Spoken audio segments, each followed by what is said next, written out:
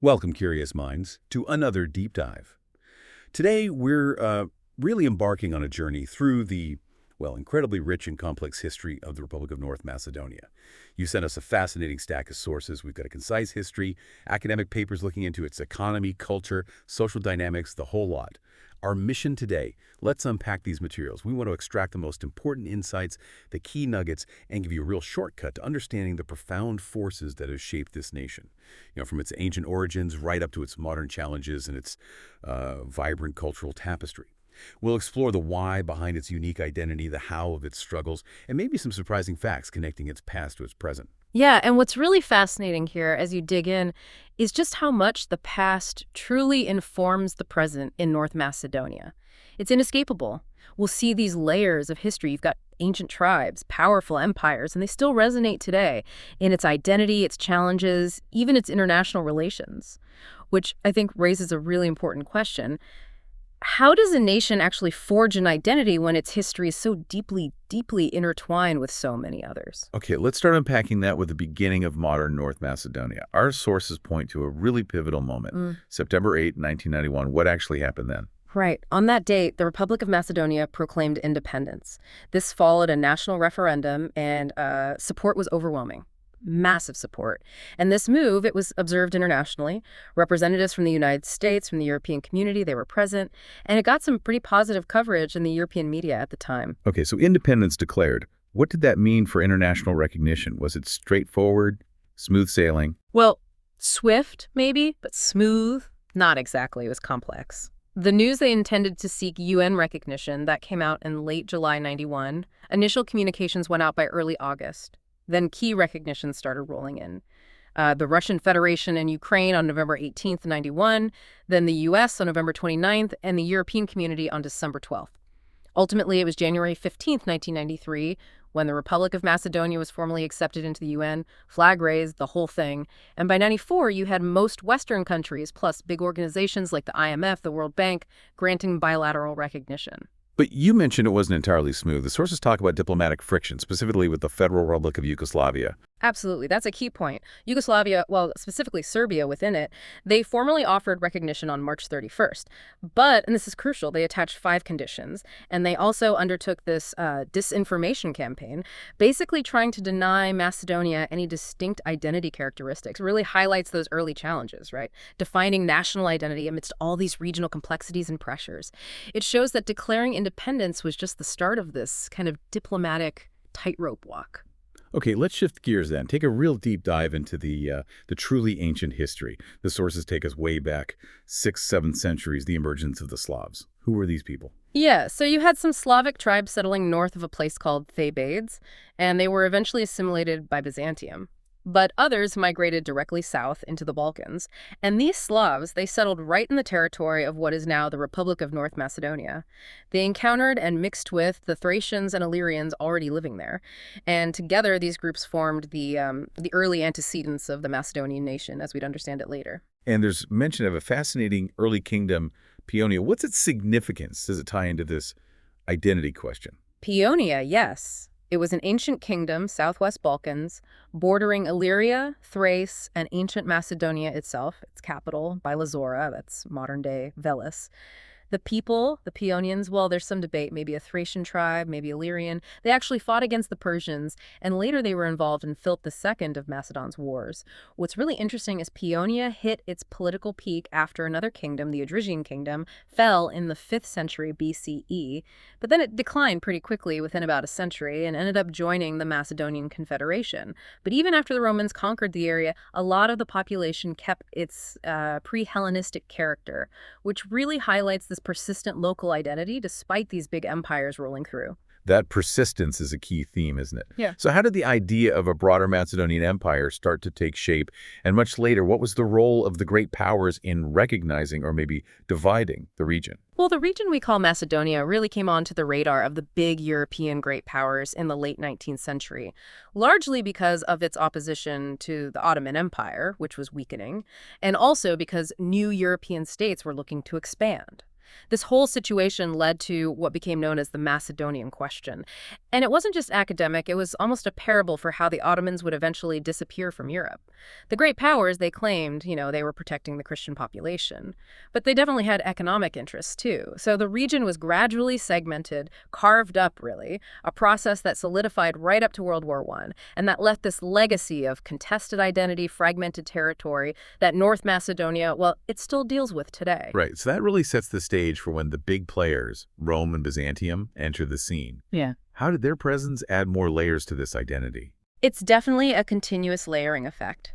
After Philip II unified various Hellenic tribes, his Macedonian Hellenic Empire expanded, occupying Illyria and Thrace. Thousands of Greeks settled, bringing the Hellenic way of life. The ancient Macedonians actually became bilingual.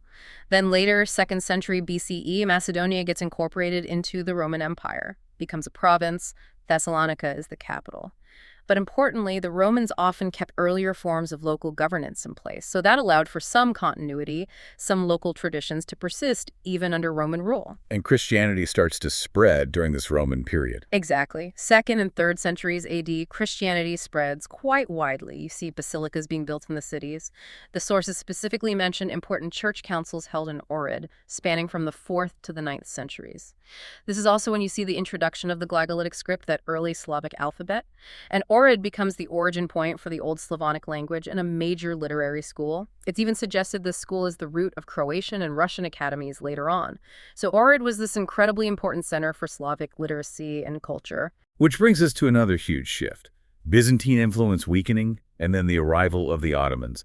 How did that fundamentally change things? Well, by around 395 AD, Slavic tribes like the Sclaveni and Antes had settled deep into the Balkans. They controlled a lot of what's contemporary Macedonia.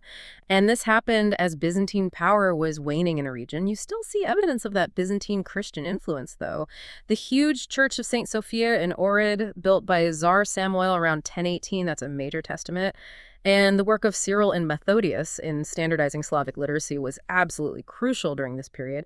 But then the Ottomans arrive in the 14th century, and that changed everything. It ushered in 5 centuries of Ottoman rule. 5 centuries? That's just an immense span of time.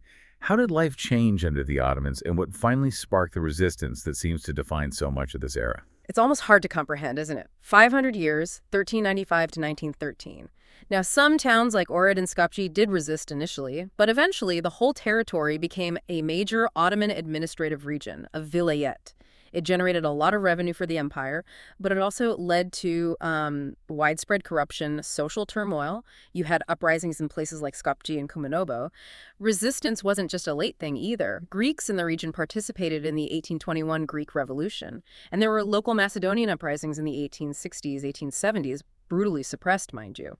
But interestingly, the sources note that eventually even the Ottomans acknowledged Macedonians as a distinct political and tangible entity, which raises that fascinating question again. How did people cope? How did they maintain a distinct identity through centuries of foreign rule, layered on top of everything that came before? And the sources mention the rise of nationalism here too, like the Khrushchev Republic in 1903. Short-lived but significant. Very significant, symbolically. Declared August 8th, 1903. The goal was explicit: free Macedonia. And it promised civil and religious freedom for all nationalities. It was crushed quickly by the Ottomans, yes, but it really represented this growing desire for self-determination. So this period of resistance, this sort of nascent nationalism, it really laid the groundwork for the huge upheavals to come, which leads us straight into the Balkan Wars, 1912-1913. The sources frame these as conflicts that just dramatically reshaped the entire region. What were the key drivers? Well, first, the terms Macedonia and Macedonians were already complex. They'd been used for centuries, but often by different groups. Slav speakers, Greeks referring to slightly different areas.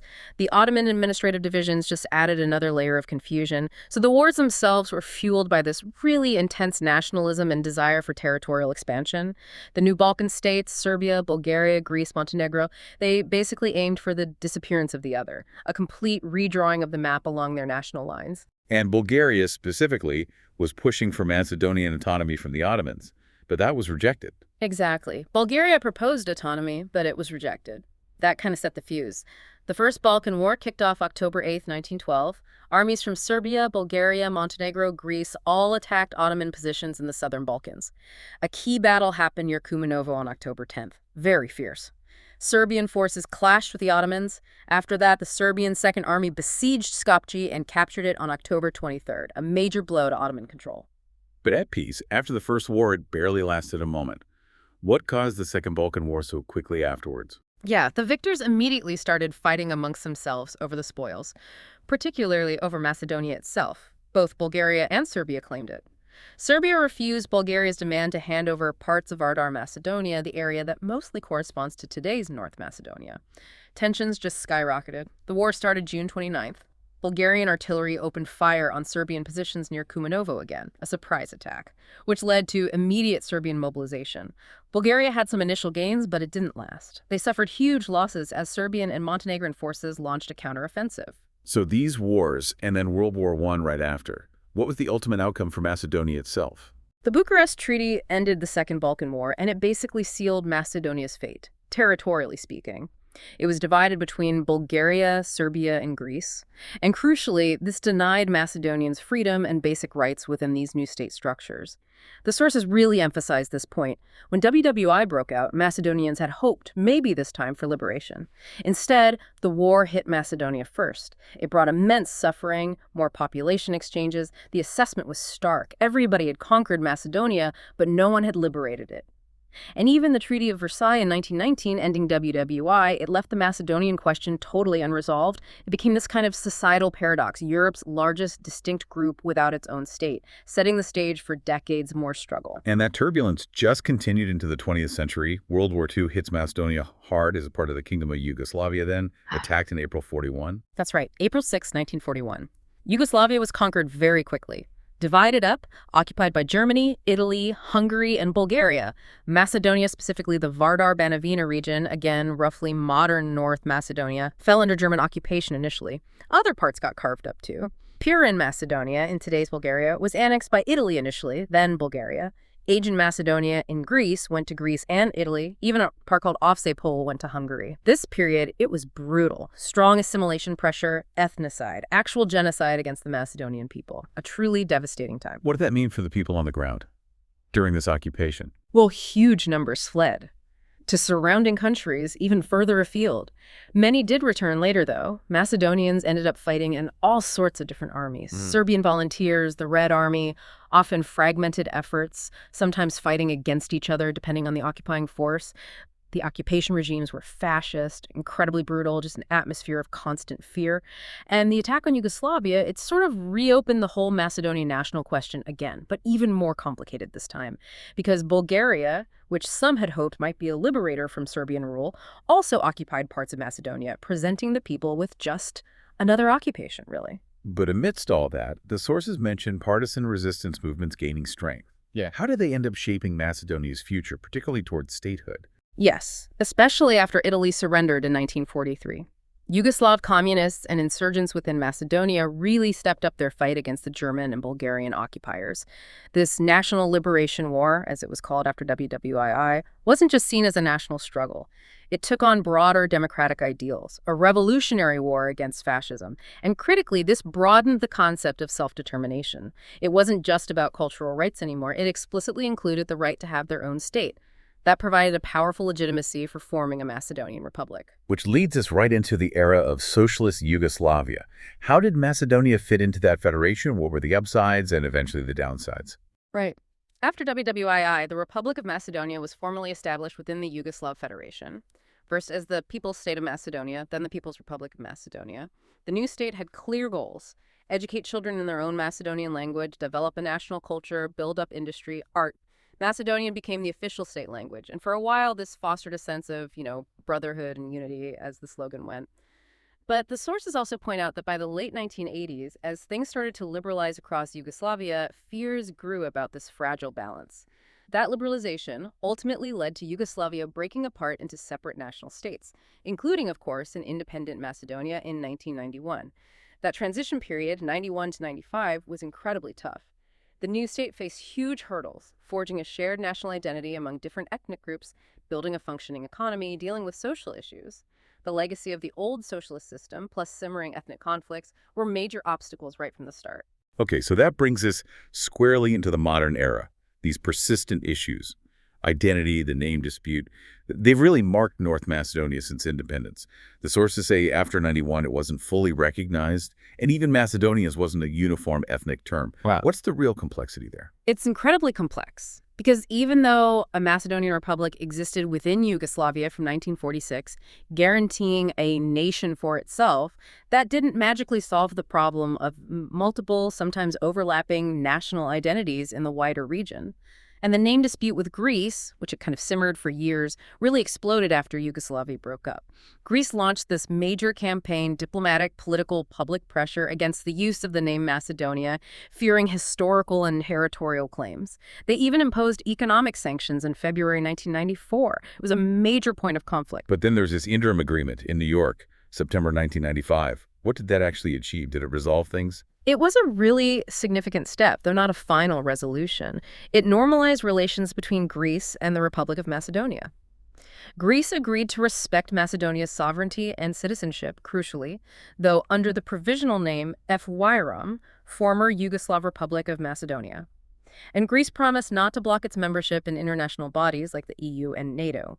In return, Macedonia amended its constitution, specifically stating it had no territorial claims on neighbors. There was even talk of calling it the Republic of Skopje, though that didn't stick. So the main outcome wasn't solving the name issue completely, but it allowed Macedonia to participate internationally and start pursuing EU and NATO membership, opened up vital pathways. Yet, despite that agreement, the sources point to more recent troubles.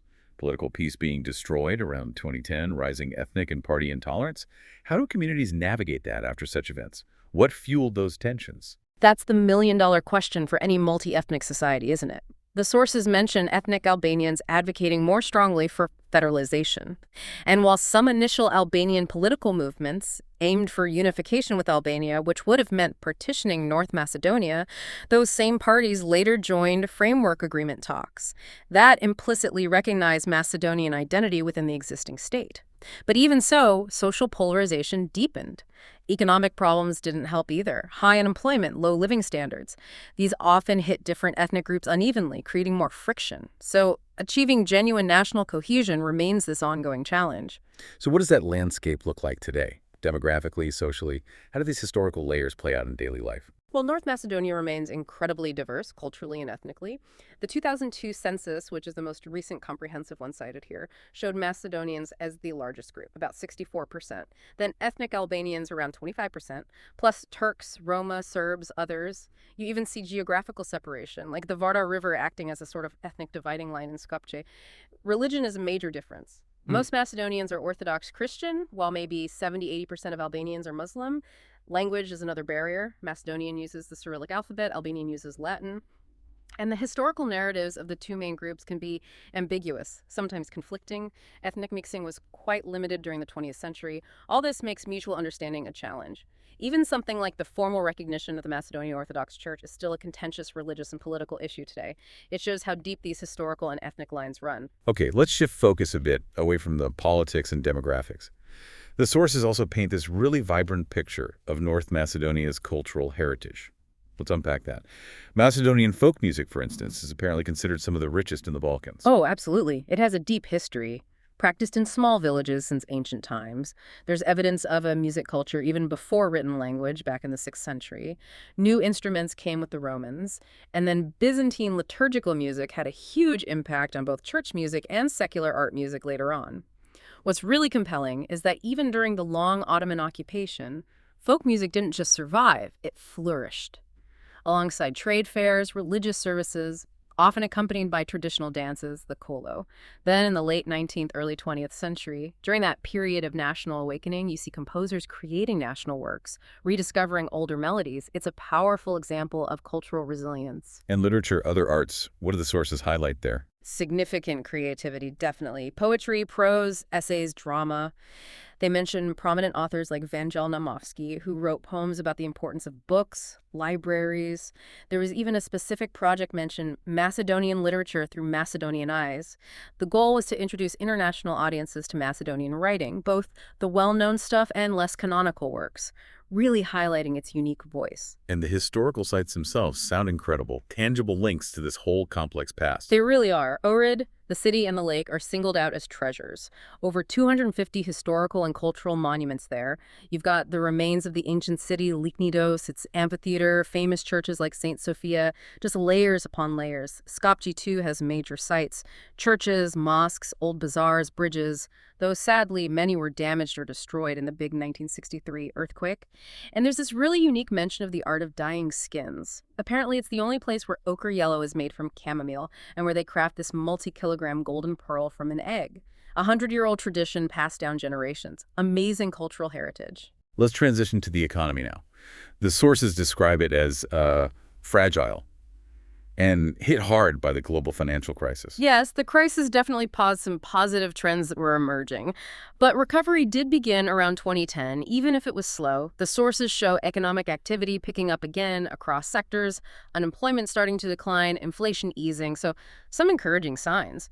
But high fiscal deficits remained a worry, a risk factor. Historically, the economy was quite diversified, but it faced big challenges, like the collapse of the big industrial base from the Yugoslav era, and also disruptions from isolated terrorist incidents that impacted trade flows. So what are the key industries and exports today? And how does a small, landlocked country like North Macedonia try to position itself in global trade? Well, looking at the 2011 figures provided, North Macedonia traded about 12.4 billion euros in goods and services. Exports were heavily weighted towards raw materials, about 77%, while imports were significantly electronics and machinery, around 42%. Trade is very Europe-focused. About 70% of transactions are within Europe. Regional cooperation is really important, especially with Serbia and Albania, who buy water and electricity. That's key for North Macedonia's hydropower industry. It really underscores that challenge for a small, landlocked nation. How do you grow? Often it's about leveraging those regional partnerships in specific niches to connect to wider markets. Okay, finally, let's talk foreign relations. The sources suggest it's a complex picture, but North Macedonia seems quite active. Active in navigating a complex web? Absolutely. They've pursued regional stability pretty consistently, joined NATO's Partnership for Peace way back in 1995. They're involved in the Euro-Atlantic Integration Forum.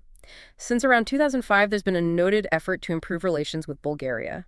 And they're part of newer initiatives, too, like the Open Balkan Initiative, launched in late 2021 with Albania and Serbia. The aim there is better market access, integration into Western supply chains, and of course that 1995 interim agreement with Greece was crucial. It normalized relations and smoothed the path towards joining international bodies. But underlying it all, that historical Macedonian question continues to pop up, driving academic work, diplomatic discussions, even disputes around the world.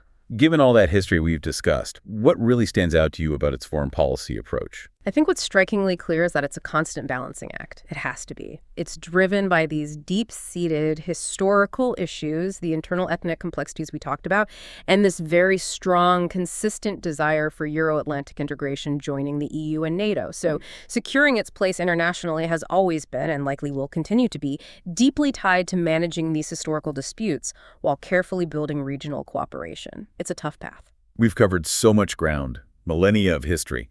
Ancient tribes, empires, wars, independence, modern struggles with identity.